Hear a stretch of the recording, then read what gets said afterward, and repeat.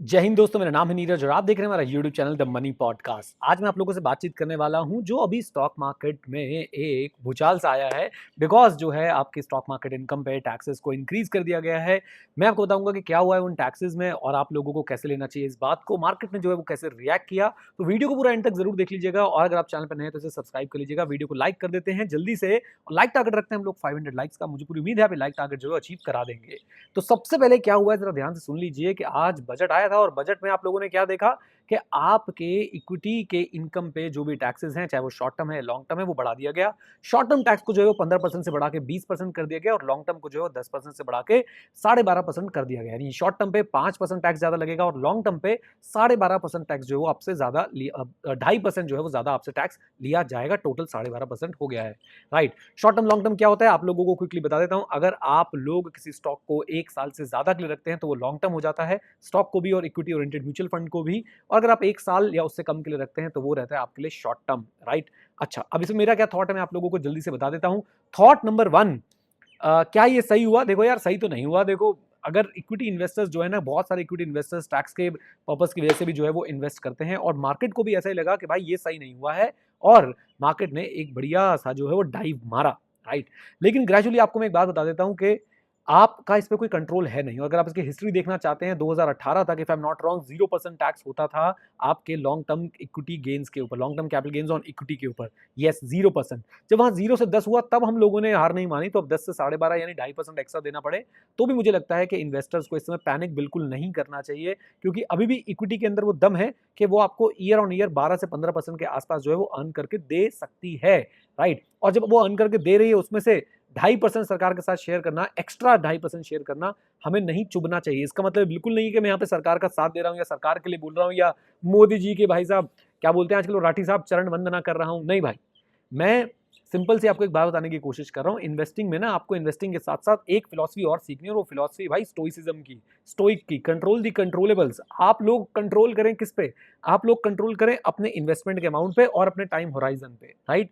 अभी भी इंसेंटिव है कि अगर आप लॉन्ग टर्म के लिए रखते हैं और इक्विटी में आना ही लॉन्ग टर्म के लिए चाहिए, अगर आप लॉन्ग टर्म के लिए इक्विटी में इन्वेस्ट करते हैं तो आपका जो टैक्स है वो अभी भी 12.5% है इन कंपैरिजन टू अगर आपका 10 लाख से या 15 लाख से ऊपर आपकी इनकम है या फिर बिजनेस में आपकी इनकम आ रही है 15-20 लाख से ऊपर, तो आपके पास 30% तक का टैक्स लग जाता है। एंड अभी सरचार्ज वगैरह के बारे में मैं और क्लैरिटी लेके आऊंगा कि सरचार्ज इन्होंने पहले 15% तक कैप रहता था, अब क्या इन्होंने कैपिंग लगाई है इक्विटी गेन्स के, इक्विटी के कैपिटल गेन्स के सरचार्ज पे, वो मैं आप लोगों के साथ जरूर जरूर जरूर शेयर करूंगा। बट अभी के लिए आप लोगों ने घबराना नहीं है, घबरा के हेस्ट में कोई डिसीजन नहीं लेना है। मैं क्या कर रहा हूं मैं आपको बता देता हूं। मैं अपनी इन्वेस्टमेंट का अमाउंट और बढ़ा रहा हूं। मैं तो यही कर सकता हूं भाई।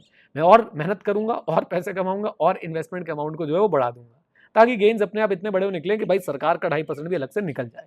आप लोग को ये बात अगर समझ आती है वेरी गुड, नहीं समझ आती है कोई बात नहीं, जो कर रखा है उसको हिलाना मत। ऐसा ना हो कि बस जबरदस्ती जाके स्टॉक मार्केट में जाके सारे अपने शेयर्स बेच दो, सारे इक्विटी म्यूचुअल फंड बेच दो। एफडीज अभी भी उतनी, मतलब उतनी क्या, अभी मुझे लगता है कि इक्विटी के आसपास अभी भी नहीं है आपके एफडी का रिटर्न, तो आपको उस तरफ जाने की ऐसे बिल्कुल भी जरूरत नहीं है। मजा तो तब आता जब एफडी के रिटर्न में भाई साहब ये कहते कि फ्लैट 10% टैक्स है एफडी के इंटरेस्ट पे, तो मजा आता। तो देखते भाई मार्केट में क्या खून की जो है वो नदियां बहती। बट एनीवेज, मार्केट का जो रिएक्शन था, मार्केट ने उसे बड़ी जल्दी रिवर्स भी किया और इससे ये भी पता चलता है कि अब जो इन्वेस्टर्स हैं यार वो मैच्योर है, उन्हें पता है कोई बात नहीं, जब हम 0 से 10 झेल सकते हैं तो हम एक्स्ट्रा 2.5 भी झेल सकते हैं, हमें टेंशन लेने की जरूरत नहीं है।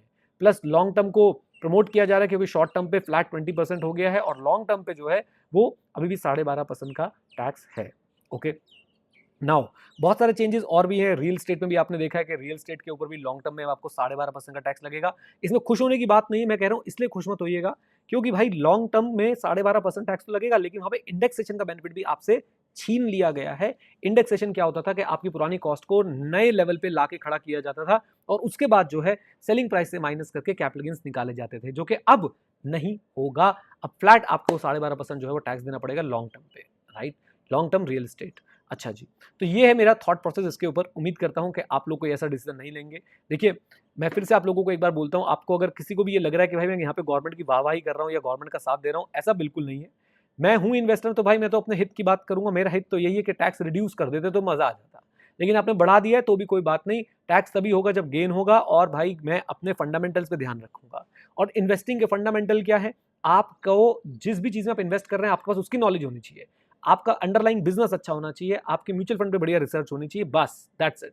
अगर आपकी ये रिसर्च अच्छी है, अगर आपके फंडामेंटल्स बढ़िया हैं, कोई बात नहीं, गेन में से 2.5% एक्स्ट्रा शेयर कर देंगे।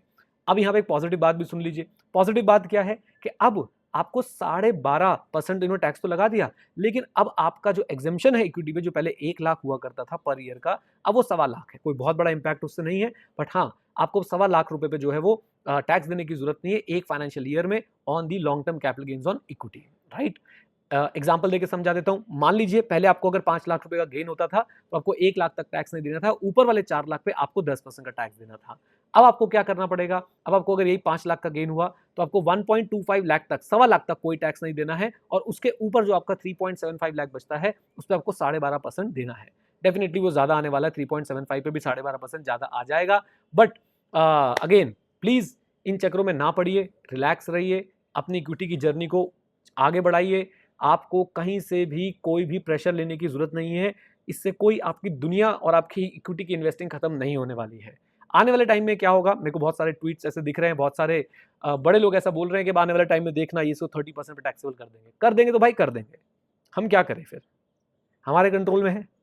इंडिया छोड़ के जाने की बात करनी है वो कर लो आप, इंडिया में रहना है तो भाई ऐसे रहना पड़ेगा। और बाहर भी कोई बहुत अच्छे हालात है नहीं, लेट मी टेल यू, बाहर भी किसी भी कंट्री में कोई बहुत अच्छे हालात है नहीं, राइट। तो हो सकता है वहां पे कुछ चीजें अच्छी हो, कुछ चीजें बुरी हो, और हो सकता है कि चलो वो हमसे 20 ही हो यार, हम 19 ही सही, लेकिन यहाँ पे फिर आपको जो फैसिलिटीज, जो आप लोगों को फैसिलिटीज इन द सेंस जो आपकी पर्सनल आप फैसिलिटीज यहाँ पे जो बना सकते हैं, यहाँ पे जो आपको ग्रोथ अपॉर्चुनिटीज मिल सकती है, वो फिर बाहर शायद आपको ना मिले। ये मेरे पर्सनल थॉट्स हैं, प्लीज अगर आप इससे डिसएग्री करते हैं पूरा हक है आपके पास, लेकिन लड़ाई मत करने लग जाना, नेगेटिविटी मत फैलाना, हरासमेंट मत करना, एक्सपोज वीडियो मत बनाना, ठीक है ना। चलिए, तो ये थी कुछ बातें, उम्मीद करता हूँ आप लोग कोई गलत डिसीजन नहीं लेंगे, उम्मीद करता हूँ आप लोग चैनल पे मेरे साथ जुड़े रहेंगे। With this note, thank you very much, stay connected, stay here, जय हिंद। और हाँ मित्रों, सीखते रहें, क्योंकि सीखना शुरू तो जीतना शुरू। Bye bye and take care, God bless you all.